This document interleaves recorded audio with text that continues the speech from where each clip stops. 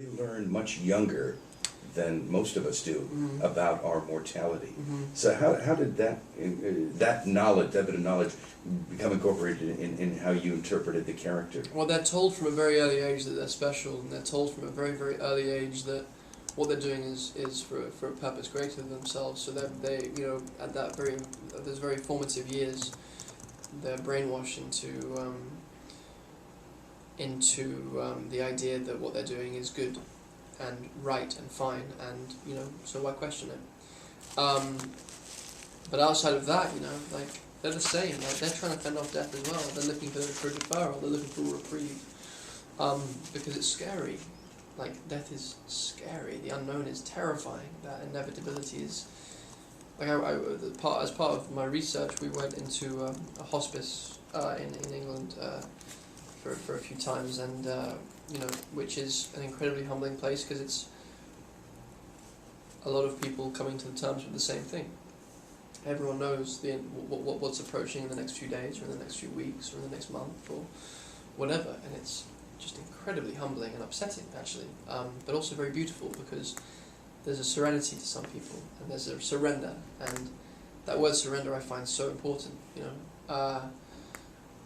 but these characters aren't surrendering. Tommy isn't surrendering in this film until his scream did all out, and he's that scream, I feel, is a last ditch attempt to make it known that he's scared, to make it known to whatever power that may be or may not be up there, that if he's there, show himself now.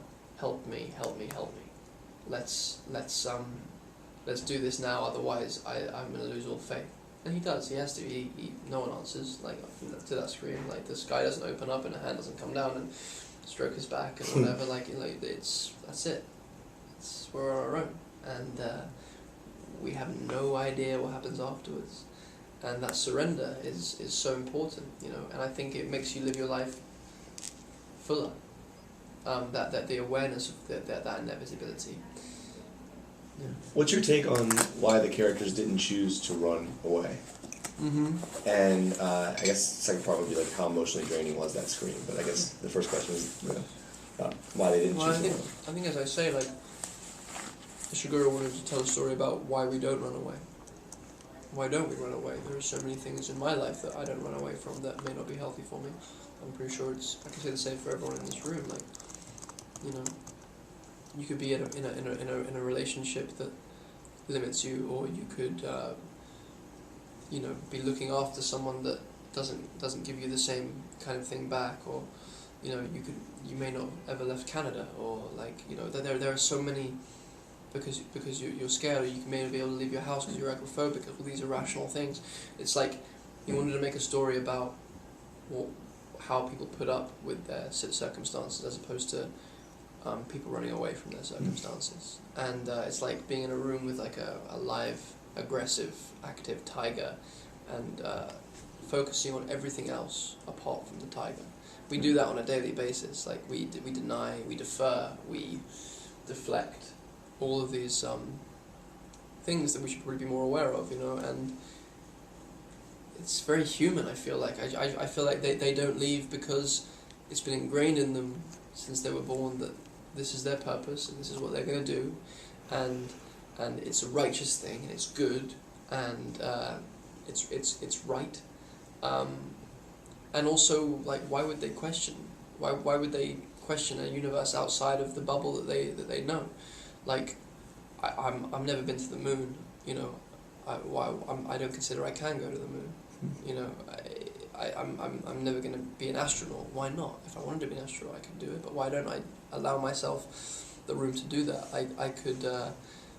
I don't know. I could kill someone. Like, I have the potential to kill someone, but I never do that. There are restrictions that we put. A bad example. No. But there are restrictions that we put on ourselves, and I think, it's extremely human. I think it's extremely relatable, and the scream was a wonderful thing to do.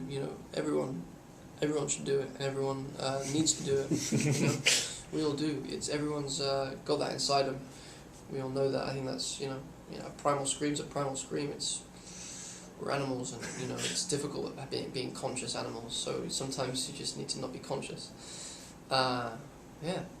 Well, it's a brilliant scene. Oh, good. Well, yeah, life's tough. Life's really tough for everyone in different ways, you know, to different degrees, but it all amounts to the same thing. We all struggle with certain things, and you know, and it's scary. It's scary because we don't know if there is anyone watching us, and wouldn't it be nice if there was someone watching us? Some people can come to terms with that easier. I can't. I like the idea that there is a greater purpose, and that's why I want to be an artist, is because I feel like, you know, attempting to inspire and create and, you know, offer something generously to people that means something to me might be a good way to live.